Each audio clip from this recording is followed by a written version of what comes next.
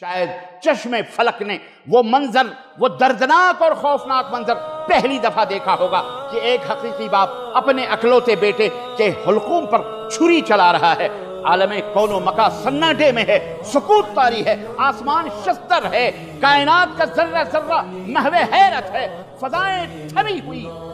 آسمان ٹھہرا ہوا۔ حفیظ جالندھری اپنے اشعار میں اس منظر کو کھینچتے ہوئے لکھتے ہیں کہ زمین سہمی پڑی تھی آسماں ساکت تھا بیچارہ، زمین سہمی پڑی تھی آسماں ساکت تھا بیچارہ، نہ اس سے بیشتر دیکھا تھا یہ حیرت کا نظارہ۔ بولا کہ بیٹا آج میں نے خواب دیکھا ہے، کتاب زندگی کا ایک نرالا باب دیکھا ہے، یہ دیکھا ہے کہ میں خود آپ تجھ کو ذبح کرتا ہوں، خدا کے نام سے تیرے لہو میں ہاتھ بھرتا ہوں۔ سعادت مند بیٹا جھک گیا فرمان باری پر، زمین و آسماں ہے رات اس طاعت گزاری پر، رضا جوئی کی یہ صورت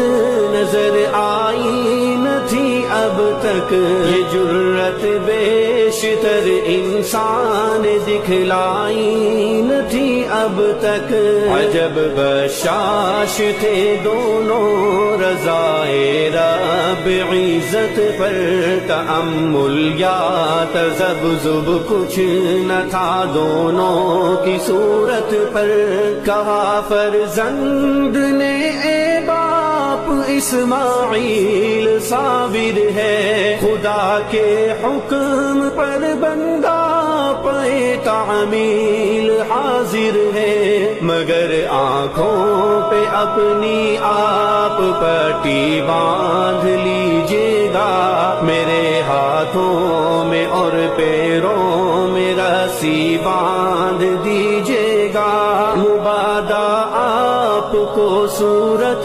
پہ میری رحم آ جائے، مبادا میں تڑپ کر چھوٹ جاؤں ہاتھ تھرائے، پسر کی بات سن کر باپ نے تعریف فرمائی، یہ رسی اور پٹی باندھنی ان کو پسند آئی، ہوئے اب ہر طرح تیار دونوں باپ اور بیٹا، چھری تھامی پدر نے اور پسر قدموں میں آ لیٹا، پچھاڑا اور گھٹنا سینہ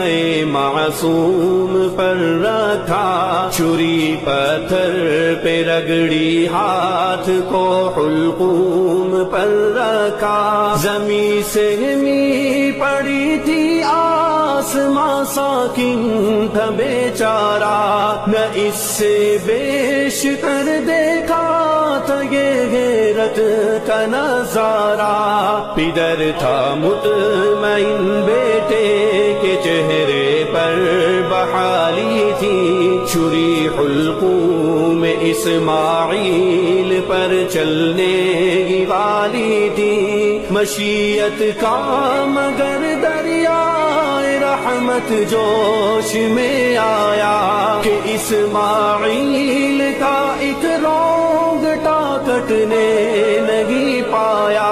ہوئے جبریل نازل اور تھاما ہاتھ حضرت کا، کہا بس انتہا مقصود تھا ایثار جرت کا، اطاعت اور قربانی ہوئی منظور یزدانی، جزا یہ ہے کہ جنت سے